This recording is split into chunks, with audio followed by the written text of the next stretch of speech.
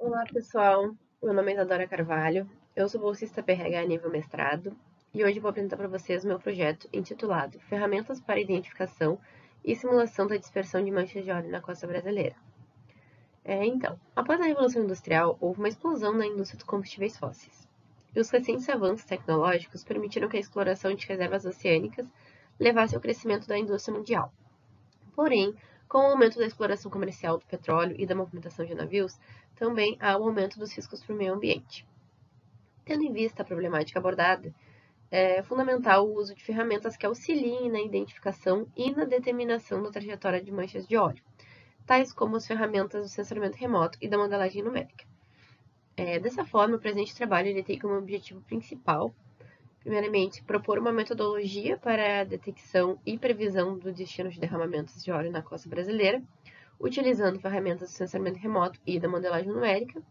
Além disso, o trabalho também pretende avaliar a sensitividade do modelo de dispersão de óleo MEDSLIC em relação aos principais parâmetros físicos e definir quais as forçantes físicas melhor representam o estudo de caso de um evento ocorrido na plataforma P53, através da comparação das saídas do modelo com dados do satélite Cosmos SkyMed.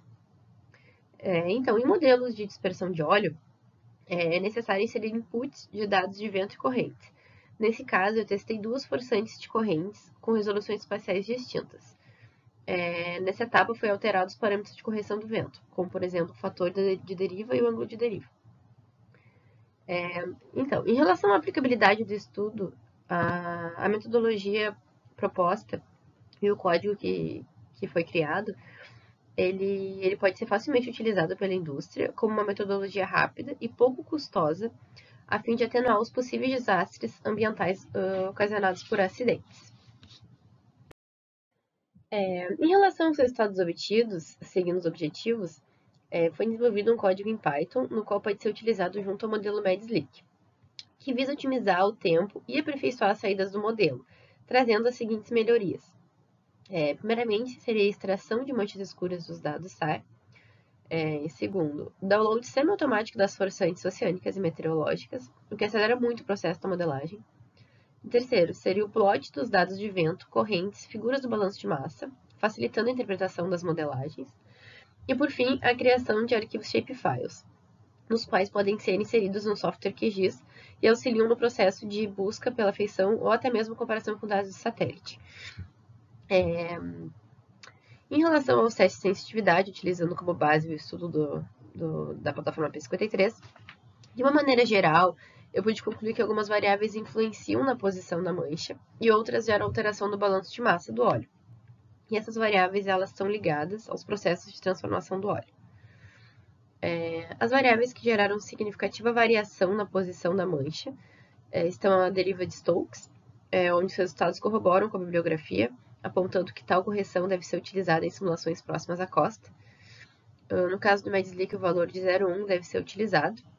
E também a correção do vento, como por exemplo o fator de deriva e o ângulo de deriva, onde o fator de deriva de 3% é indicado para modelagens com cenário de vento médio, aproximadamente 6 metros por segundo, bem de acordo com o estudo de caso da P53.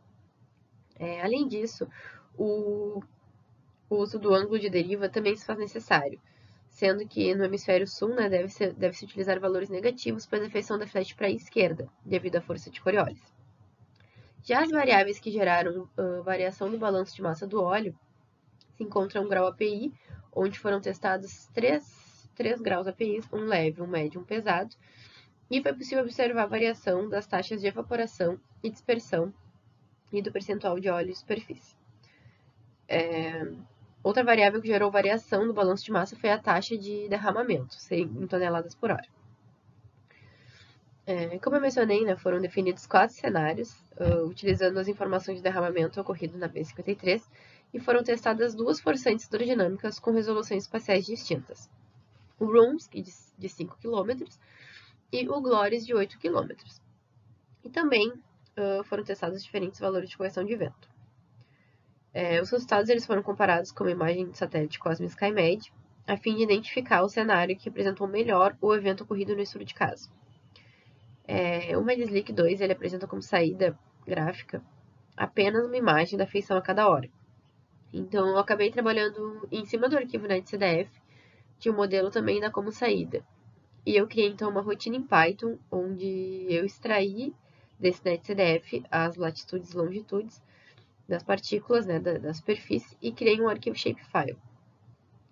Em relação à imagem Cosmo, eu extraí a feição escura da imagem, inseri ela no software QGIS e também criei um arquivo shapefile. A partir disso, eu usei a ferramenta do QGIS de intersecção de shapes, e depois, então, eu calculei a área de intersecção para cada cenário. Por fim, eu posso afirmar, né, que o cenário 1 do GLORIS, utilizando a força de GLORIS, com correções de vento, representou melhor o evento escolhido. Além disso, segundo o relatório do IBAMA, a mancha chegou na costa e esse cenário foi o único que teve toque na costa. Discordando com a bibliografia, a forçante de menor resolução teve melhor resultado. Acredito que por conta desses dados RUMS que foi utilizado, por eles serem de uma simulação pré-pronta realizada pelo grupo de estudos do meu orientador, e nessa simulação não houve um tempo ideal de spin-up, para que ocorresse a ideal estabilização no modelo regional. Mas foi o que foi possível para o período. E de uma maneira geral, é possível afirmar que as correções de vento elas são necessárias em ambos os cenários. Primeiramente, em relação aos resultados, agora concluindo o trabalho, né? Primeiramente, em relação ao teste de sensitividade, eles corroboram com os testes realizados pelos autores do MEDSLIC 2, com exceção do teste das correntes, mas como eu expliquei, certamente isso se dá por conta dos dados RUMS utilizados.